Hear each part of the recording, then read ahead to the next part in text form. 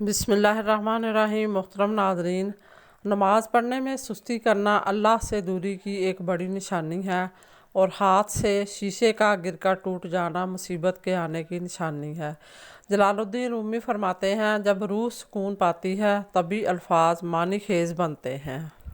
نبی کریم صلی اللہ علیہ وآلہ وسلم نے فرمایا، ہر نبی کا دوست ہوتا ہے اور میرا دوست یعنی جنت میں حضرت عثمان غنی رضی اللہ عنہ ہوں گے۔ ماشاءاللہ، سبحان اللہ۔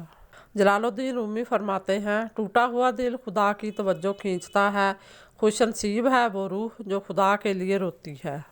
حضرت علی رضی اللہ تعالیٰ عنہ نے فرمایا، صبر دو طرح کا ہوتا ہے، ایک ناگوار باتوں پر صبر اور دوسرے پسندیدہ چیزوں سے صبر۔ جب رات شروع ہوتی ہے، عاشق اللہ سے بہت شدید محبت کی وجہ سے بیدار اور ہوشیار ہو جاتے ہیں۔ فقر تو در حقیقت حب دنیا سے کنارہ کشی اختیار کرنے کا نام ہے۔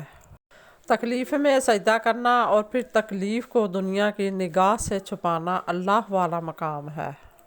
خدا تک پہنچنے کے بہت سے راستے ہیں، لیکن میں نے خدا کا پسندیدہ ترین راستہ مخلوق سے محبت کو چنا۔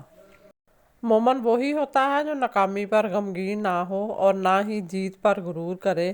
مومن ہمیشہ تقویٰ کا راستہ اختیار کرتا ہے، پھر کوئی اس کا راستہ نہیں روک سکتا۔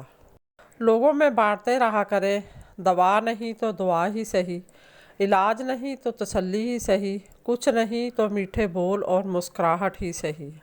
رسول اللہ صلی اللہ علیہ وآلہ وسلم نے فرمایا، پتھر، کانٹا اور ہڈی کو راستے سے ہٹانا تمہارے لیے صدقہ ہے۔